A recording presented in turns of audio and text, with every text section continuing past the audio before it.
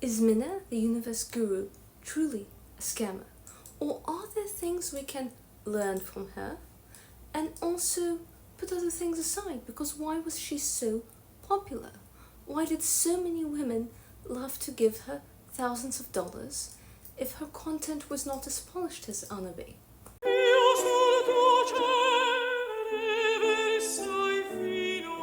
Masani, how do you do? Why was Mina's content so popular? It's because modern Western feminism itself is a scam. It does not deliver the empowering results that it promises, so women look elsewhere for solutions. I don't want my channel of critiquing other YouTubers because we all put so much work to be all about the negative and putting people down, but also to look at the positive side as well as the negative. Mina was popular because she decolonialized Middle Eastern Muslim culture for Western women and found the empowering aspects of our culture and translated it to Western women in a way that everyone can benefit. What many people don't know is Western feminism is ironically racist and colonialist and is part of the imperialist structure. So for example, how did they manage to bomb Afghanistan and Iraq? It was because they were using the argument that Middle Eastern women were oppressed. But you know what? We never were. We think differently. We think we are queens who are always empowered. You know, gentlemen have 15 times more testosterone than ladies. So really, we are the ones in charge. And if there's any patriarchy or misogyny or any of that, that's on us. We are the ones who oppress men, not the opposite. So if there is misogyny, well, that's because we let it happen as women. Why? Because of pick-me-shas or pick-me's doormats. It's with game theory. They decide that they'll have a short advantage where they'll win temporarily, but everyone else loses.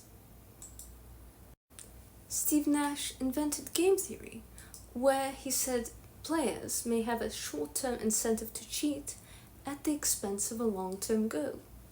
And what I call poverty mindset that we see in developing countries is you see the short-term thinking where people will go for short-term gain at the expense of long-term pain for everyone. And this is why there is misogyny, because many women together, they undercut each other who can be the biggest doormat. It's a race to the bottom of who can be the cheapest pick-me-sha, and then everyone loses in the long term. It's true that the glass is half full and the glass is half empty. Those are both true. We can view ourselves as always empowered, or the Western view that we're always victims. And if you have victim mindset, you will find a way to sabotage yourself, fumble the bag, and fall all the way to the bottom. I prefer the Arab view that we women are queens and we were always empowered, and it was the choice of some women to undercut each other and give away their power. And that's why you see women in disempowered situations. I find that a much more high agency approach, that taking responsibility, that it was us who, chose to compete and undercut each other as women. And that is why there is poor behavior in the society. And when women unite, for example, in Saudi Arabia, women came together and demanded that ladies can drive. A few years later, King Salman granted this. Teamwork makes the dream work. There were so many examples in history, like the book Lysistrata, the story of Lysistrata told. But there have been recent examples of this where women will unite together and have a physical intimacy strike and stop a war. I believe empowerment comes from being high agency, right? Taking responsibility, having a victor, not victim mindset, seeing ourselves as winners who do things rather than victims that things are done onto. I also call this stoic femininity, right? At the same time, most traditional cultures have elements of stoicism that bring so much more value than this postmodernist where, victim. And then it actually is a form of making sure to sabotage people of color from leveling up because, I had that after university. I believed in this victim mindset because my professors taught it to me. And then I started getting in all sorts of trouble that I didn't have before university, that my traditional culture taught me that I was a queen. And then in the West, I learned I was a victim and I kept fumbling my bag and I wondered what was wrong. What I appreciate Mina for is that she brings a female feminine empowerment narrative of Islam and Arabic culture, although she's not Muslim. And that is actually a problem for her because, and this is the negative side, her ego grew so much. There are threads on Reddit that allege that she thinks she's the second coming of a great prophet, which this is the problem. The pride always comes before the fall, and religion teaches us humility. That's why having a traditional religion rather than just being spiritual makes a difference, because whether or not you believe in God, religion is the wisdom of our ancestors that passed the test of time. Mina does bring lessons of femininity from her Pakistani culture that's also common to my Arab culture. And for example, she says that a boyfriend is a scam. It is. And boyfriend is disempowering. I know. Ironic with her course prices having $38,000 course packets to call something else a scam. However, people buy it because it's true. It resonates. A boyfriend is a scam. Yes, in Middle Eastern culture, it's looked down upon. In some places, they're honor unalivings to have a boyfriend. You have a fiancé. Before that, you have suitors. And then, the best suitor, they all go to your father's home, right? And then you and your family pick a fiancé.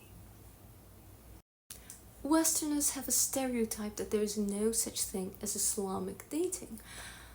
So there is the honorable kind, of course, and then there is the dishonorable kind. My mom's friend in Yemen was a doctor, and Yemen's one of the most religious traditional Muslim countries at the moment in the Arab world. And my mom's friend built a mansion, built her home on abortions and virginity restoration surgeries. So it was a friend of one of my mother's doctor friends. And it's alleged, although I wonder how she built such a beautiful mansion with no connections so fast. Maybe the rumors are true, maybe not, but I heard quite a bit about that. In the Middle East, of course, you have the most conservative arranged marriages where the bride and groom meet at the wedding, but that's not all the way Middle Easterners date, In my family in Yemen, people would get engaged and then there would be a chaperone, very much like in Victorian England in Jane Austen or Bridgerton. And that's why we love those movies so much. The reason everything is so romantic in Bridgerton or Jane Austen movies is because of the purity culture that feminists say is so oppressive. Well, actually, purity culture is what prevents duck boys with an F that make dating so terrible and prevents pickup artists because romantic love incentivizes bad boys. What Mina says is true in our culture, that romance is a terrible thing for women because it puts women in their masculine. It's toxic for women and it's wonderful for men. Because a crush puts you in your chasing energy, a hunter energy, which is masculine and incredible for a gentleman. It's lovely for a lady to be courted. But if you're a woman who has a crush on a man, you want to court him, and it just does not work. In the Middle East, in our culture, we grow into love. We say al-hubbu huwa al-muamala, or love is treatment. And what Mina talks about and why people pay her insane amounts of money, you can learn by having a Middle Eastern friend. And it benefits to learn wisdom from other cultures and pick and choose what suits you. My uncle said, first you get married, then you have children and develop things in common by living together, and then you fall in love. Arranged marriages last a lot longer. So Mina says one should find the right man and then grow into love. And I do agree with that. In the Middle East, we believe you should find the best father for your potential children, and then you will grow into love if he treats you right. In the Middle East, we don't allow women to date broke men, and we don't allow 50-50. It's very important to raise children in a good home, so marriage isn't not just about the individual, but the children and the community. So if someone is broke, they're not allowed to date if they're gentlemen, because we believe if a gentleman is poor, he should be poor alone. Why drag children also into poverty? In the Middle East, we have housewives, even though in the West they don't anymore. I mean, it's rare, they're coming back. It's because in the Middle East, first we have a bride price given to the bride. We have the alimony up front, right? And this way the woman can leave if he's abusive or there's something wrong. In the Middle East, if you plan to have children, you cannot get married without buying a home and putting it in the wife's name, not in the name of the man. Fathers would not allow their daughter to get married to someone who cannot take care of her. In the Middle East, if you're not a provider, you're not allowed to date, and if you try to do so, you will be met with a threat of violence from the family of the lady. Middle Easterners value raising their grandchildren in a good, healthy environment over freedom. What's the use of freedom if your grandchildren are suffering? Different cultures have different priorities. In the Middle East, we prioritize the welfare of children, unlike the West. The reason everything is so romantic in Bridgerton or Jane Austen movies is because of the purity culture that feminists say is so oppressive. Well, actually, purity culture is what prevents duck boys with an F that make dating so terrible and prevents pickup artists because romantic love incentivizes bad boys. What Mina says is true in our culture, that romance is a terrible thing for women because it puts women in their masculine. It's toxic for women and it's wonderful for men. Because a crush puts you in your chasing energy, a hunter energy, which is masculine and incredible for a gentleman. It's lovely for a lady to be courted. But if you're a woman who has a crush on a man, you want to court him, and it just does not work. In the Middle East, in our culture, we grow into love. We say al-hubbu huwa al-muamala, or love is treatment. And what Mina talks about and why people pay her insane amounts of money, you can learn by having a Middle Eastern friend. And it benefits to learn wisdom from other cultures and pick and choose what suits you. My uncle said, first you get married, then you have children and develop things in common by living together, and then you fall in love. Arranged marriages last a lot longer. So Mina says one should find the right man and then grow into love. And I do agree with that. In the Middle East, we believe you should find the best father for your potential children, and then you will grow into love if he treats you right.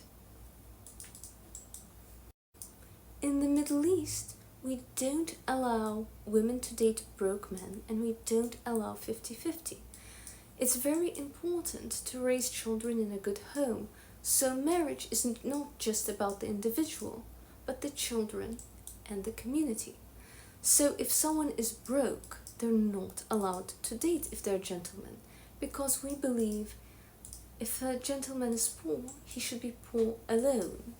Why drag children also into poverty?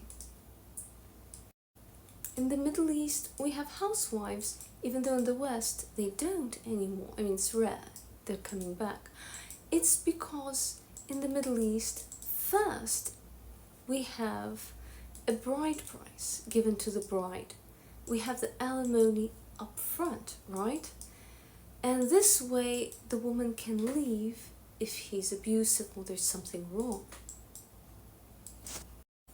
In the Middle East, if you plan to have children, you cannot get married without buying a home and putting it in the wife's name, not in the name of the man.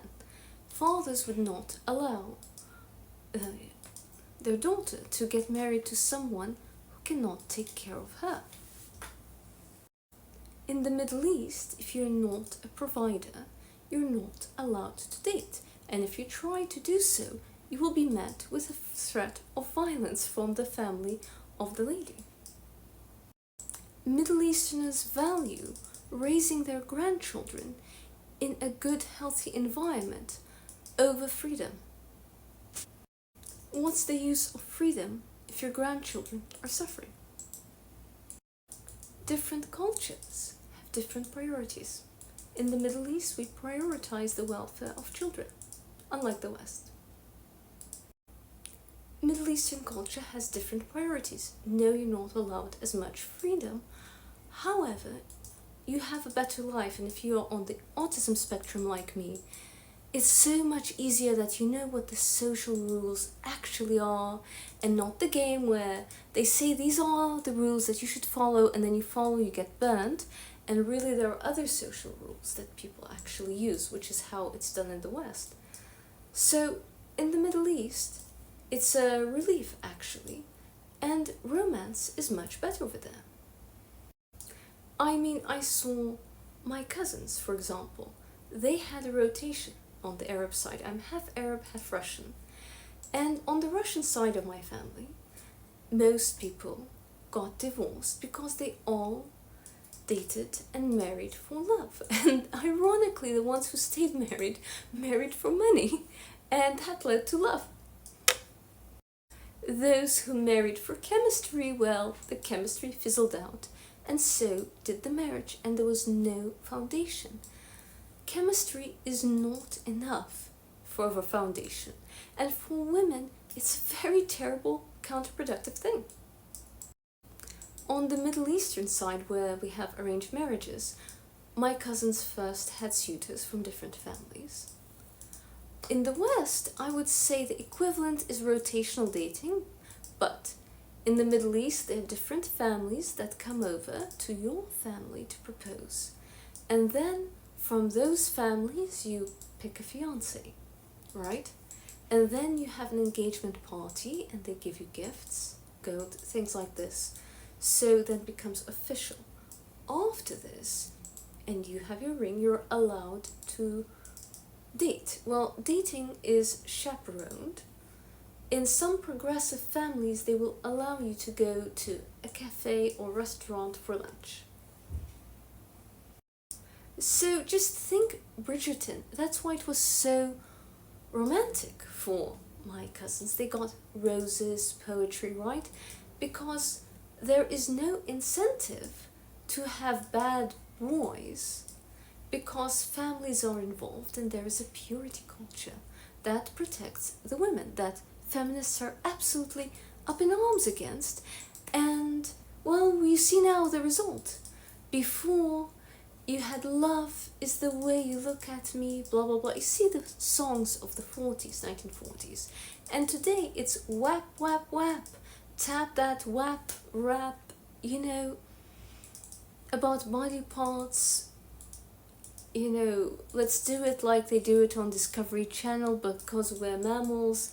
This is the sort of music that shows what dating is like today, and I don't know how it benefits women. Where you hear romantic music is from the Middle East. You will hear, "Oh my night, oh my eyes, you are my soul," etc., etc. I danced awake in the love of the night of your eyes. So imagine someone writes that to you, and that's a social norm, that's a song. You know, your fiance reads you this poem he wrote for you and brings you roses and brings you a gift from Cartier, designer. You know, that sounds a lot more fun than chicky chicky boom boom and pump and dump, right? So, how to get romance? Don't let him get in your underpants. Don't let him see your lingerie too early, mon chéri. Ladies, that's why Mina says you should wait until marriage. In the Middle East, some Arab Christians, just like in Bridgerton times in Victorian England, do wait until engagement and then have premarital relations then, when, you know, everything is bought, the wedding hall deposit everything, all the dresses, there was a large engagement party, you have the ring, the jewelry, the gold, all of this. Well, not all Arab Christians are like this, of course. This is some very, very liberal families, they're an exception. But this does happen, and it's still traditional. 1 out of 3 women in Victorian England were pregnant at the altar. Did you know that? So they got pregnant during their engagement, actually, in Victorian times. 1 out of 3 ladies. Still, you know, it disincentivizes bad boys to contain the physical intimacy within marriage, if not engagement. And for Western ladies, I do recommend waiting until marriage if you're a virgin. If you're not, the longer you wait, the better. If you wait until engagement, this is how you know that he has serious intentions, or at least better intentions for you.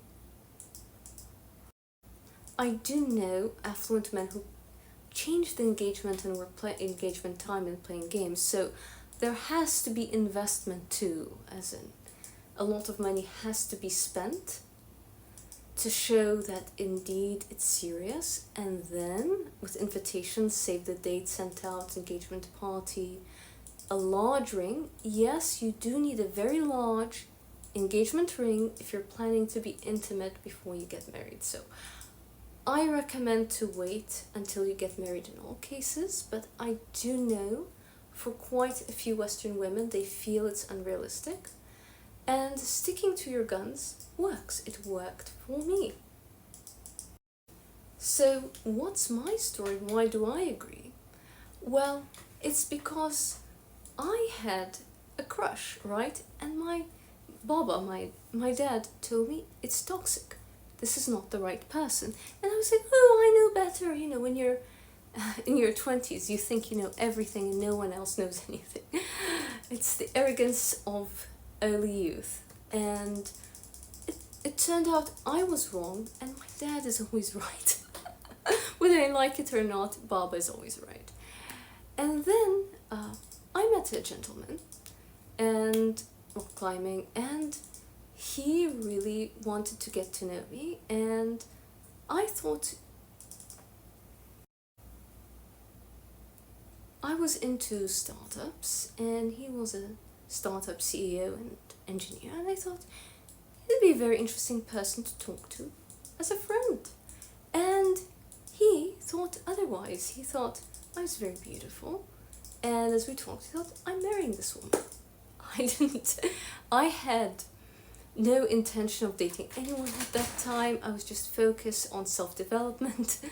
And so he found out that for me, Baba was the way to my heart, as in I was daddy's little princess. So if he could talk and convince my father, he invited himself to a barbecue that my family was holding, and he met my dad, and my dad told me, oh, you should marry that one.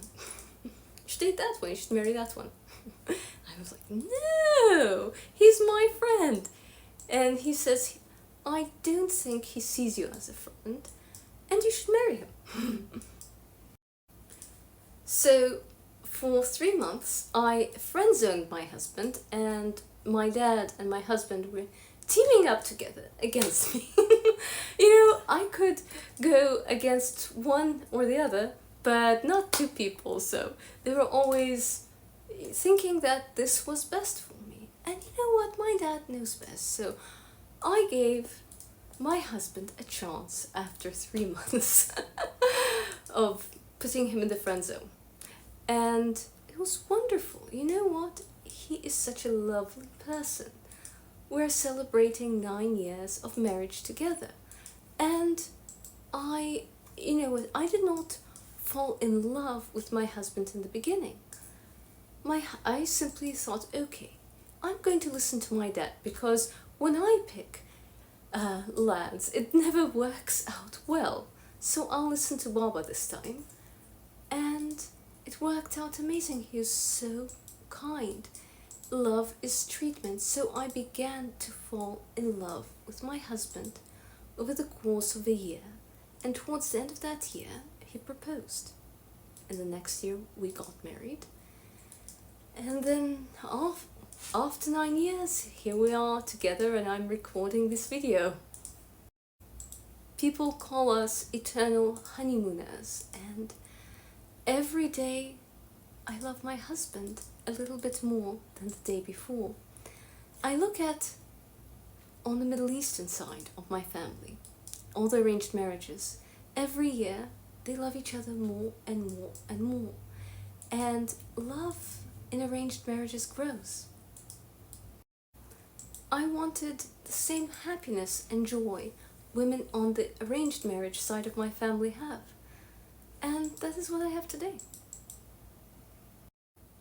So ladies, date and marry at the level of our self-esteem, which is why inner work is so important.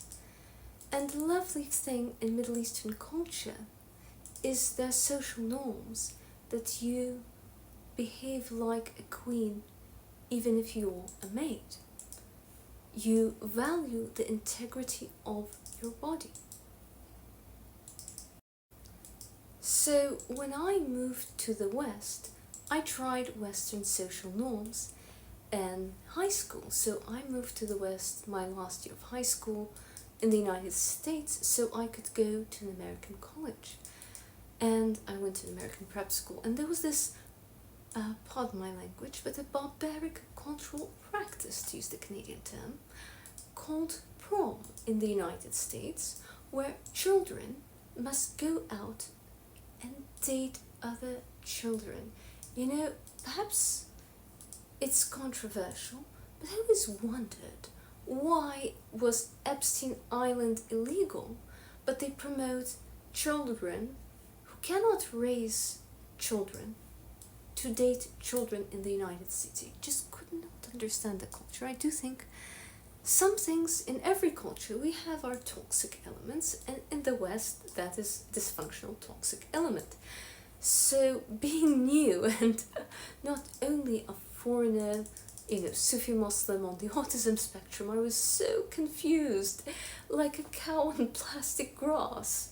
So then I asked my mom's friend and auntie, oh, like this prom, how do you have a young lad to go to prom with? How does that work? She says, oh, go ask one out. I said, what? What, auntie? What, auntie?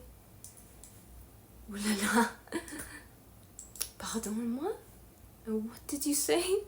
And she said, no, no, no. So she said that you ask a boy out. I was shocked.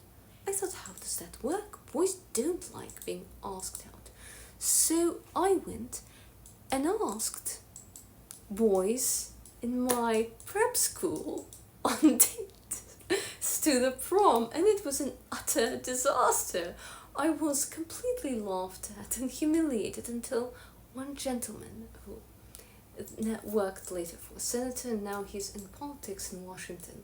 He's a very lovely gentleman. So when he was a teenager, he took me aside and said, you know, Maria, I know you're a foreign student and you just came to America, and maybe it's normal for ladies to ask gentlemen out in your culture, but it's not the norm here.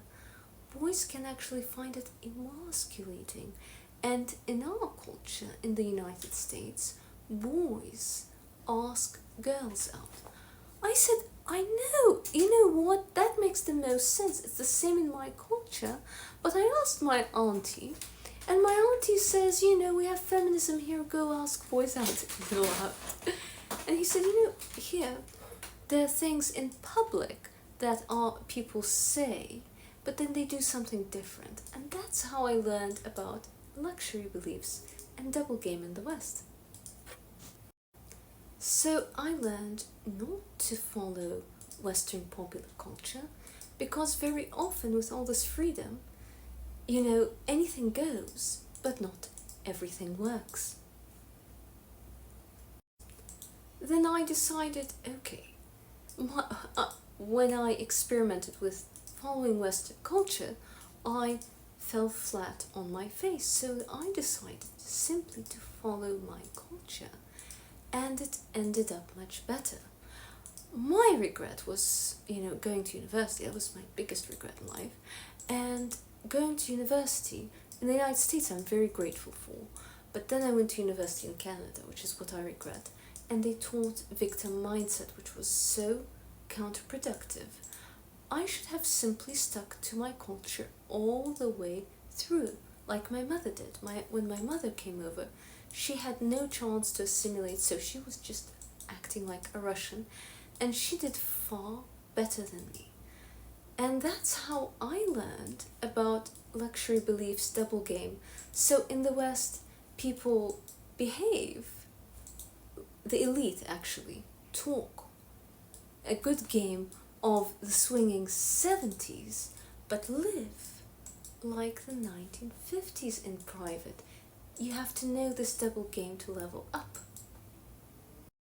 Robert Henderson of, I believe, Cambridge University did his thesis on luxury beliefs, which are beliefs that are of little to no cost to the elite, but of great cost to anyone else trying to get ahead in life. Also, they are where the elite talk a big game about the swinging 70s, but live the 1950s conservative. I worked for the Canadian Liberal Party later, and for a socialist party called the New Democrat Party, and I noticed the people at the top of the party lived social conservative norms and in private, and were rallying up against it in public.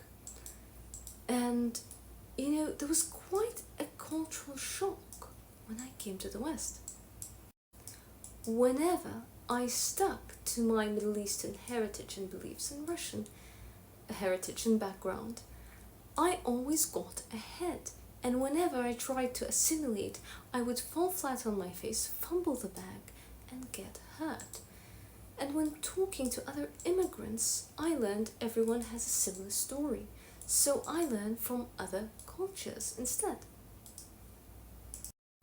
When it comes to the West, I learn everything from before the culture split apart during the days of the hippies.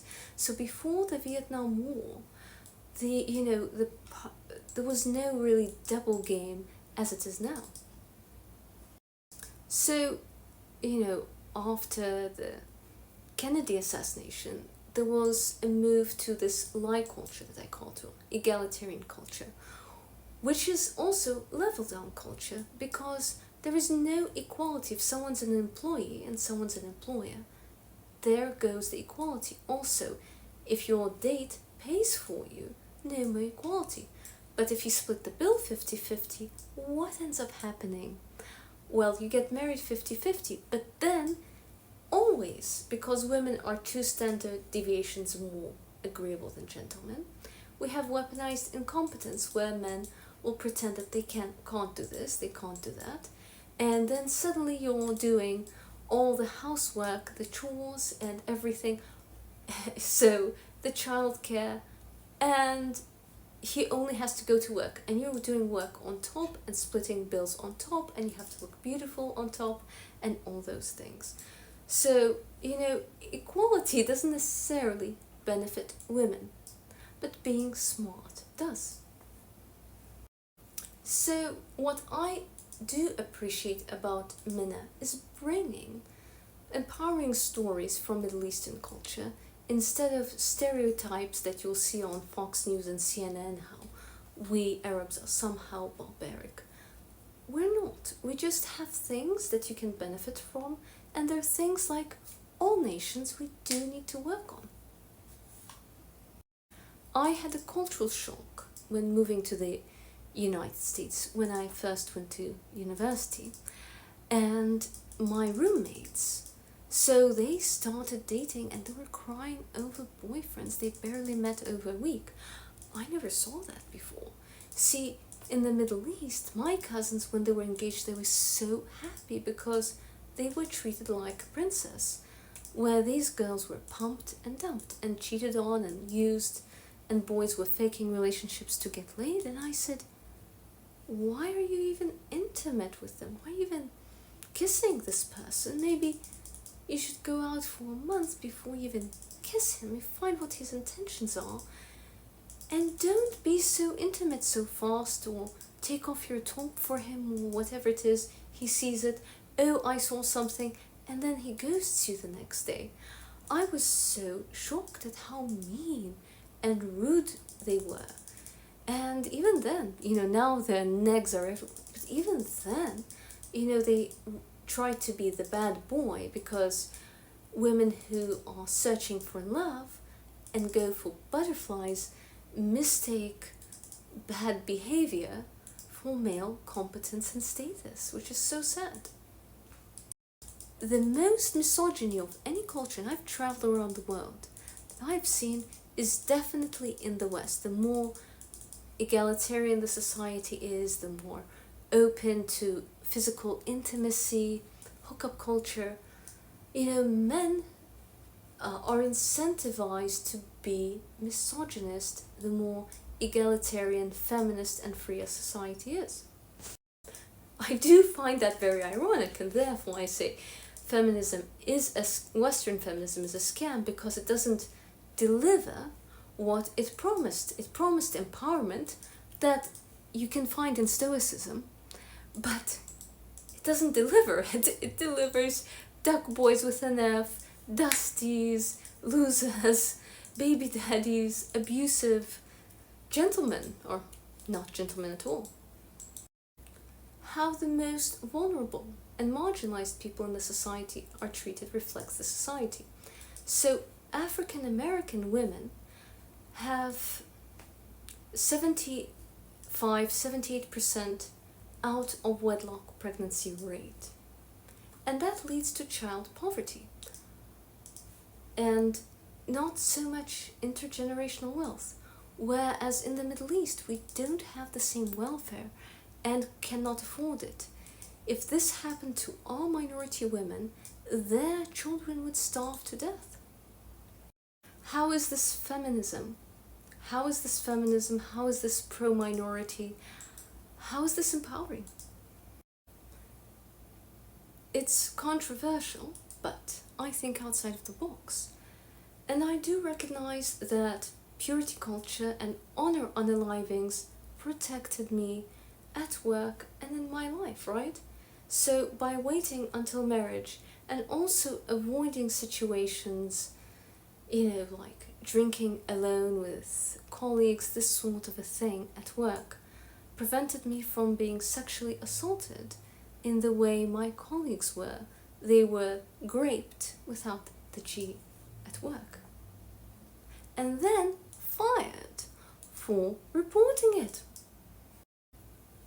I worked for 2 left-wing so-called feminist political parties, which cured me of feminism. I believe in women's empowerment. I call it stoic femininity or empowermentism, and I believe in bringing back women's power through bringing back female agency, including sexual and relational agency, as in being empowered in relationships. So if you give out your physical intimacy, he has the power. Because there's no commitment on his part, why would you do that, right? It's about using logic rather than emotion and not chasing butterflies and Disney. I think Disney is so disempowering. This chasing boys for love, having a crush, it has chasing energy. And you always make a fool of yourself when you do that. It's never a good thing. You should grow into love because of how he treats you, how he can take care of you, and how he can be responsible. So my dad said my husband was a very responsible gentleman, and that's why he thought he was a proper match for me. He was a responsible family man. Of course, that was not what I was attracted to initially. I was attracted to Dusties who make excuses, who make every excuse, and I used to believe in, and my dad was like, come on, Maria, you're an adult. If a woman said this, would you believe it? No, of course not, right?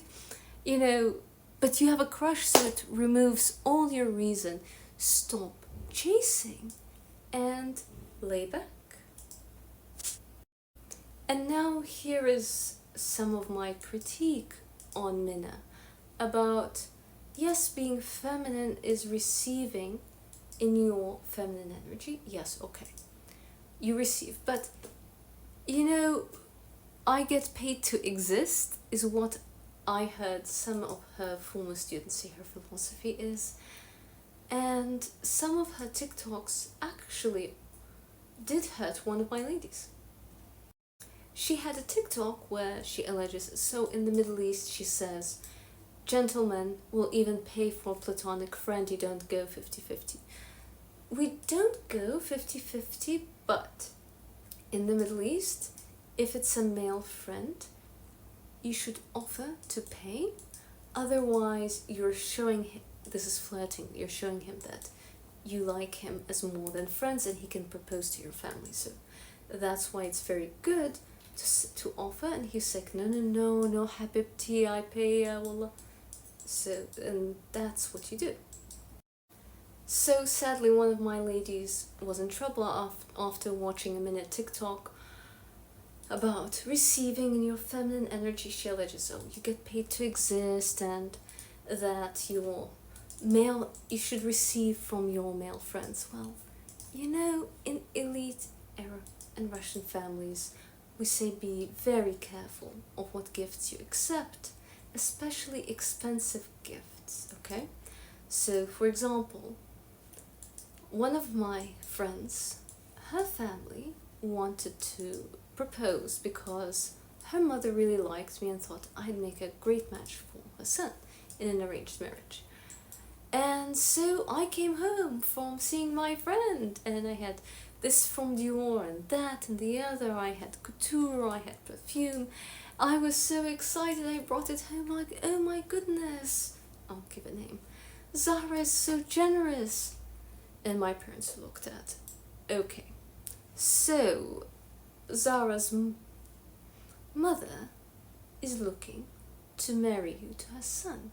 You know, her son, she has a couple sons in college. Would you like to marry them? So when you graduate university, you will have no career. You'll immediately become a wife and soon after a mother. Is that what you want? I said, no. My parents said, return all the stuff immediately. So of course, I was so sad, but we returned it. I'm so grateful after I learned what happened to my friend.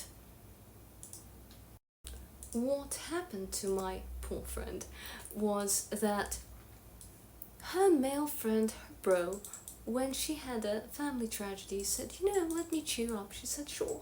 He said, let me take you to Paris and the Maldives. She said, you know, that's expensive. He said, you know what? I have the money. And if you had the money I have and were in my position and I was sad, you'd take me to the Maldives and Paris. So, you know. And she said, as long as you understand, you're my bro, we're platonic, I don't see you in any other way. And so this lady, she was, when I made my previous video about Mina, she said, oh my goodness, thank you for talking about this. So she went with him to Paris and he bought her Chanel purse. And, you know, they had separate rooms, and then they went to the Maldives and sightseeing, separate rooms. Towards the end of the trip, he said, so when are you going to my room? When are you going to put out? She said, what? Said, I thought, you know, John, I thought we were friends. And he said, you know, you flew with me. I spent $50,000 on you. You know, we were at the Ritz, we're here, you know. What friends go on such an expensive vacation together? Paris, Maldives. I bought you a Chanel purse on top of this, so another over 10,000. So when are you going to put out? And she said, if you had told me that was your intention from the beginning, I would have gone. He was very upset. He said, all right. The flight home was really quiet, and then after that, he went and did his best to try to destroy her reputation. Then when she started dating again, he messaged, you know, her now ex-boyfriend, and was, you know, saying nasty things. He almost got her fired from work. It was just really like, he was just going after her. It was really horrible. And I told her, look, you know, I'm so sorry that your parents didn't teach you, but this is called simping, okay? Accepting simping is very dangerous. Simps are, I hate to use the red pill term, but that's the best one there is. They have low social skills, so they think they can money over their lack of social skills. The fake nice men, so I don't want to use the term gentlemen. And then they do want a repayment for their simping.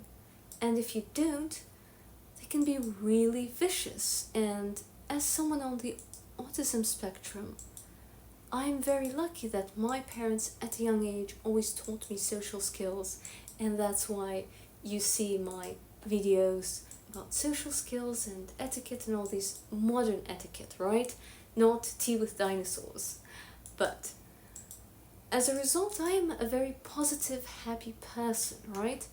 But those who are less fortunate on the spectrum, who don't know how to behave, especially in a liberal culture like America, many of them become school shooters, the shooter for Trump, and so on. It's unfortunate. But see, these incels, right? In her case, it was simply simping. But imagine a really frustrated incel throwing money at you. And imagine if he's a male virgin and he throws money at you. And he's hoping that after he threw all the simping, you will put out and he'll lose his virginity. And you say, what do you mean?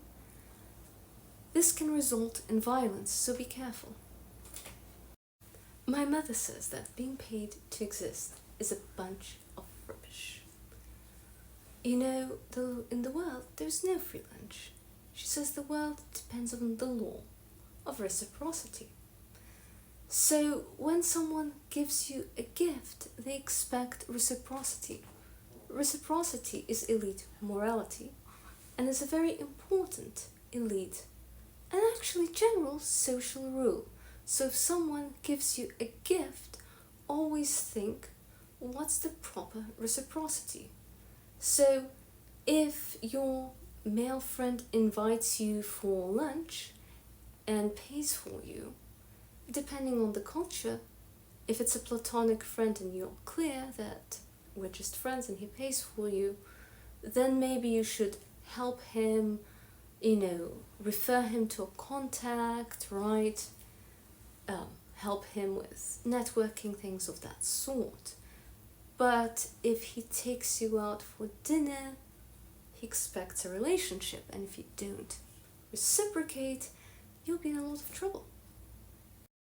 When gentlemen take you on a vacation, especially a luxury vacation, they expect you to put out. So if you're a traditional lady, don't go on a vacation unless you are engaged or married. Don't go before you put out. Sorry. It's just how it works. Or if you're planning to use it as a honeymoon, the point is, vacation implies doing it when it comes to gentlemen paying for you. When I was in my early 20s, one of my colleagues was invited to a luxury vacation in LA by a male friend, and I told her, she said, oh, we're getting separate rooms. I told her, it smells like a disaster, don't do it. My parents would say not do it, and she's like, oh my goodness, you're a Middle Eastern prude, blah blah blah. So what happened to her? She called me crying that she needed money to return because she wouldn't put out. He threw her at the doorstep, right? And the tickets didn't have a return thing, so her parents' friends, we collected money to bring her back home, right? She said she was lucky that he wasn't violent. So, be careful out there, ladies. If it's something small like flowers or a token, great. If it's a lot of money, it's no longer a gift, it's an investment. So be careful on taking investments from gentlemen you have no intentions of marrying or putting out. My mother gave a lovely example that my grandparents were having guests over in the Soviet times, and as my grandmother was preparing certain things, my grandmama had a bowl with apples among other things, and my aunt, she was then a young girl, loved apples, so she ran in front of all the guests, went and looked at the bowl of apples, and she went through the bowl and put every apple aside until she found the biggest, roundest, juiciest one, and picked and put back till she got the biggest, roundest, juiciest one, bit it in front of everyone and ran off and grabbed it. Then my grandfather later went to her and said, "You know, how do you feel with what you did?" She said, "What?" He said, "You know, the apple you picked is probably one bite more larger than the other apples, but you went in front of everyone, behaving like a greedy pig, grabbing all these apples and pushing everyone aside to get the apples, got the best one for you, and ran out. How do you think it looked? Was that one bite worth looking like a greedy pig in front of others? You know, people don't like you if you do that, right? And how do you think we looked as your parents raising a greedy pig as a child?" My aunt still remembers this until today. So my grandfather said, "Is it worth it? Is that one bite worth all those consequences? You know, or maybe you should take things more slowly and be a little less greedy." My aunt said this was a great lesson for life when a gentleman she found unattractive offered her very beautiful gifts, but you know, they expected putting out. She thought, "You know what, I'd rather say no than have this person try to destroy my reputation if I don't put out." You know, in some cases, receiving simping and not reciprocating can lead to violence or being unalived. I noticed many young women in level up communities are very greedy, desperate, and arrogant. When someone has more competence and experience, they attack and refuse to learn. And then the result is they often find themselves in violent situations. So that's why I am very concerned about teaching someone that, you know, just because you're feminine, you're paid to exist, you know? Don't accept gifts from people you don't intend to marry or put out with that are very expensive and are seen as an investment. Other issues I have with Mina is like using the term quantum or woo-woo terms. If you use quantum and don't know differential calculus, I'm sorry, that's a scam. And I know I took calculus, so. And I don't have calculus at the level my grandfather had, who actually studied, you know, quantum physics, had his doctorate on the theory of relativity. So I just see woo-woo, and if someone paid for woo-woo and then said the woo-woo wasn't woo-wooing, well, you scammed yourself here. Sorry. Yes, I do follow a quantum jump hypnosis, not because I believe in the woo-woo, but because it was a positive hypnotherapy that helped me visualize my goals so it's easier to achieve them, right? But I absolutely don't believe in the woo-woo. So again, if that's your cup of tea, well, enjoy it. Even though it's not for me. From the Reddit threads, I saw that people allege that she's saying that has downloads from the universe and is the second coming of the great prophetess, and a lot of things are going to her head, which is sad when you're successful. So again, but then do I believe Reddit? You know what? No. After my experience with Reddit and forums, I don't believe in forums, right? And that's because women in forums are unattractive and hate other women.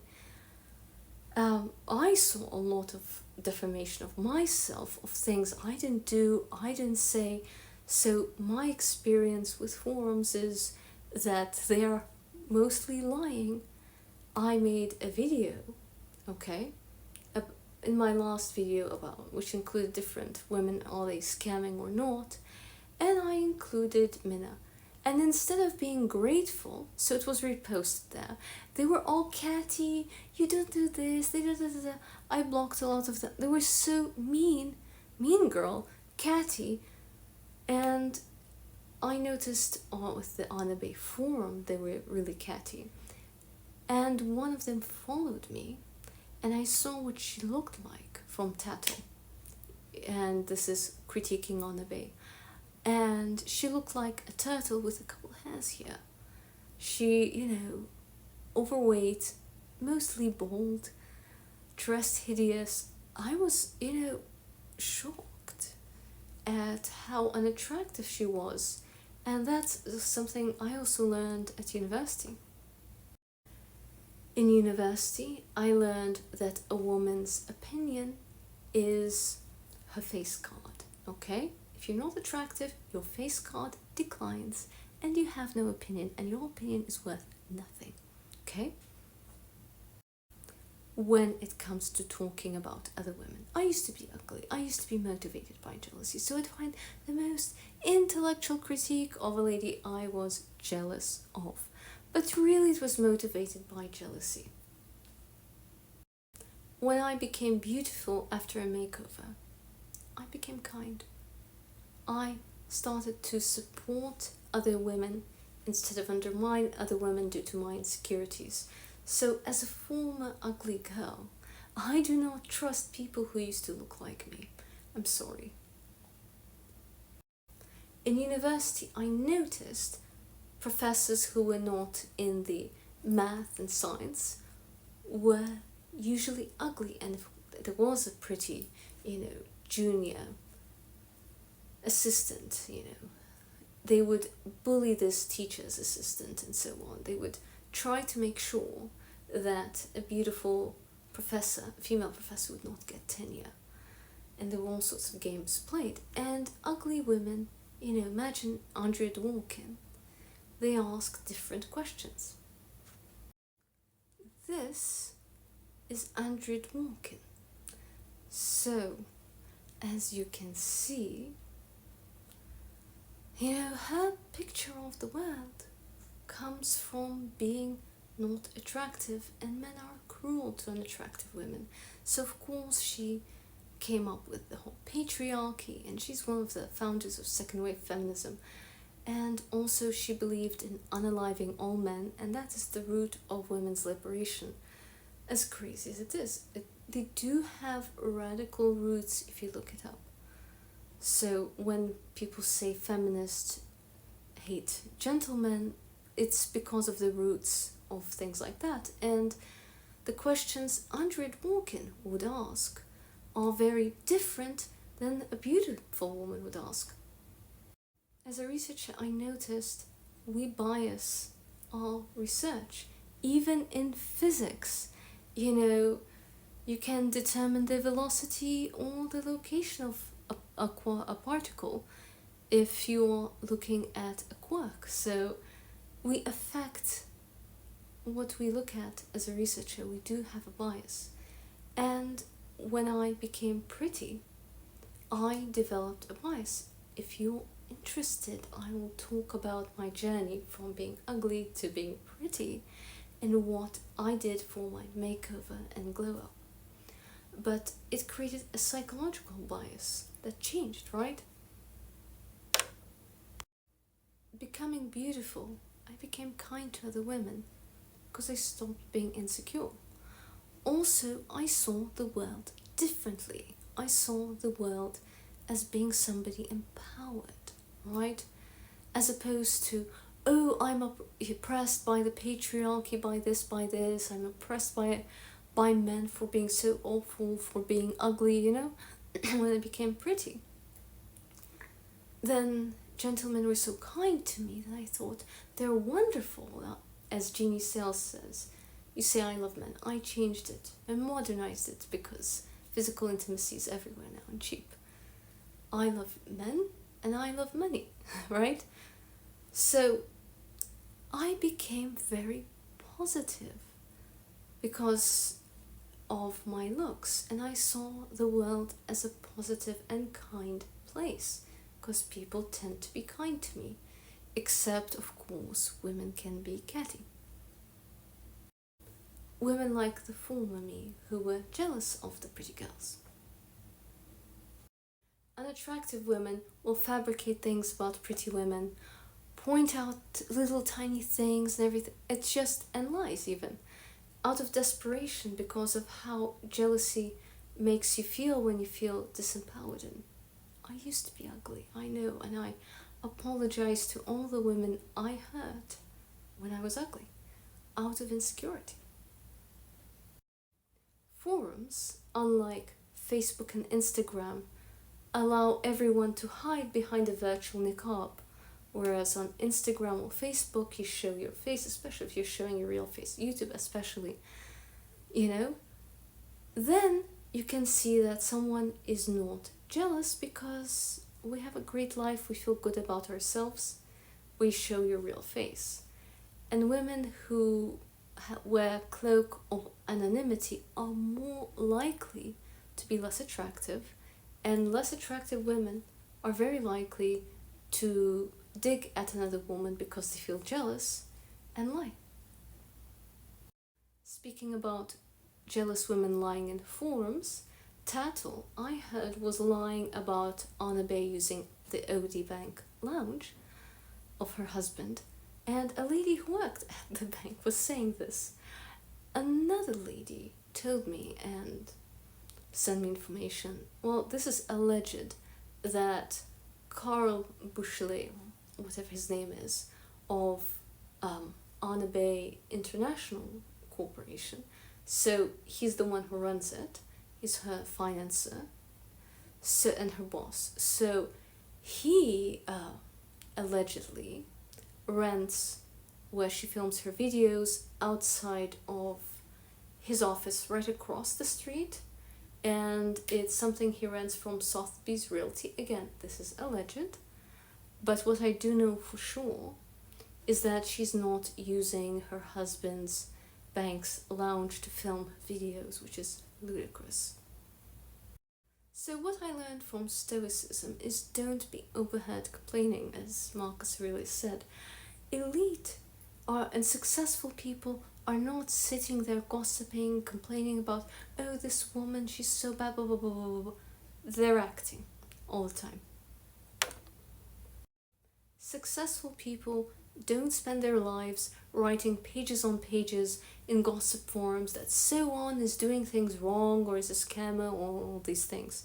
It's the public of these keyboard warriors behind a virtual niqab in these forums that cannot be trusted. Ladies do not trust forums. So why am I confident and there's something wrong with Mina?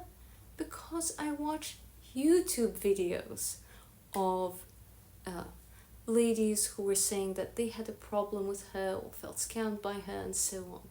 When I watched the YouTube videos, the face card approved, right? And I could see that these women are not jealous of her in any way. They're attractive, healthy looking young ladies, and, they felt done wrong by her. So forums are unaccountable. However, I think YouTube videos are very accountable, where you see the person's real face, real name, and you can see someone who is not envious, who's putting the effort to make videos. And if they're saying, you know what, they were a customer, they had a problem, I would listen to her. I do hope that Mina addresses her clients. So one of the critiques had a video saying that this is a meditation from Mina. They showed her meditation, and she says, I am the most beautiful woman in my town. I am the most beautiful woman in my country, in the city, in the continent, in the world. I am the most. It's very narcissistic. I don't know what. I do understand if someone makes such meditations and charges $38,000 for a course. a course package, then yes, you know what? As much as many of her videos have excellent content because she translates her culture to the West, I do think that perhaps she might be going too far. If you do like her content but don't like how crazy her ego has become overblown, then what I recommend instead, and this is free, is on Facebook. There is Muslim Ladies Level Up page you can follow, and Muslim Ladies Level Up group you can follow. There is a content creator, Aliyah, and I'll link her below, and she is a traditional Muslim content creator who's also hypergamous, so you can follow her instead, and you can follow Arab and Muslim traditional femininity advice. These resources are free. Of course, I do give my advice, but I also talk about fashion, stoicism, lots of different topics. And if you want something similar to Mina, but free, for example, and not a scammer, then do check out Muslim Ladies Level Up group and Muslim Ladies Level Up page on Facebook. One of the best ways elite actually level up is they immerse themselves in other cultures. And we learn so much from meeting people from other cultures, different backgrounds, without prejudice or our own bias. I know, like, for example, that what I said about purity culture offends quite a few Western women, but because of, it was starkly enforced with honor livings, I didn't do the sort of things that got my friends in trouble, that got them pregnant by besties, that, wouldn't raise their child, or in the parliament, many women got assaulted, like raped, right, as I was saying earlier. And they simply, with networking, the parliament is like an open bar, and women are expected to network. And there is alcohol going everywhere, so they would have a few drinks, at happy hour, and their other colleagues would have a few drinks, their boss would have a few drinks, and then people would start grabbing people, and they'd, oh, I'll walk you home, and then, I'll drive you home, I'll walk you home, and then they get assaulted. So that happened quite a bit, and what I did was I had my Pepsi when I was networking. I was there for half an hour, and then when people got onto their second glass of alcohol, I was out of there before the lads got a little too grabby. So as a result, I was not raped, right? It's unfortunate, and waiting until marriage. I got rid of a lot of unserious gentlemen from the beginning. And I was open about my culture. I was open from day one that I'm a traditional woman, that I don't do 50-50.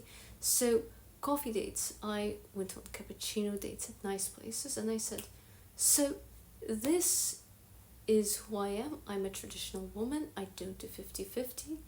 And I set my expectations from the beginning, and those who only wanted to have fun said, thank you very much, that's not what I'm looking for. And I said, thank you for saving my time.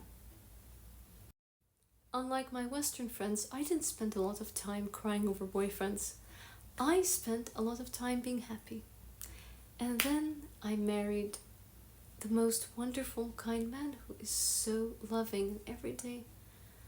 I love him a little bit more than the day before, and I'm so happy, and I'm very happy with my life choices. So I hope some of this is useful for you. You don't have to agree with me with everything.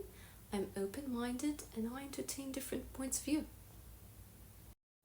I just don't entertain different points of view when I am teaching something in a group and I'm the instructor, and I'm teaching something and then people instruct a rebuke. That's rude, okay? If you're here for my lesson, okay, listen. However, at a party, someone has a different view. I find that very fascinating, and that's how I learn and I grow. I also don't tolerate critique in underneath YouTube videos. I delete immediately, block if I can, because it's very snarky. They're like, oh, your hair's the wrong way, or, and I know this person is jealous. My life has been enriched from perspectives from other cultures.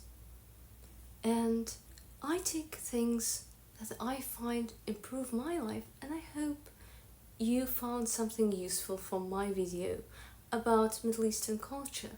So, if you think you don't want to rely on Mina, but you like her message, I suggest finding Muslim and Arab content creators, and again, I recommend Muslim Ladies Level Up page and Muslim Ladies Level Up group, where you have the wisdom without any scamming, without any woo-woo, and it's free. So enjoy. What I do appreciate about Mina is her ability to explain in an empowering, kind way Muslim and Arab and my culture to a Western audience, and empowerment within my culture. What I don't appreciate is the exorbitantly high prices for self-development course. Sorry, I would call that a scam. And also, a lot of woo-woo. Next week, I have a lovely video coming up, and it's fashion related. Enjoy!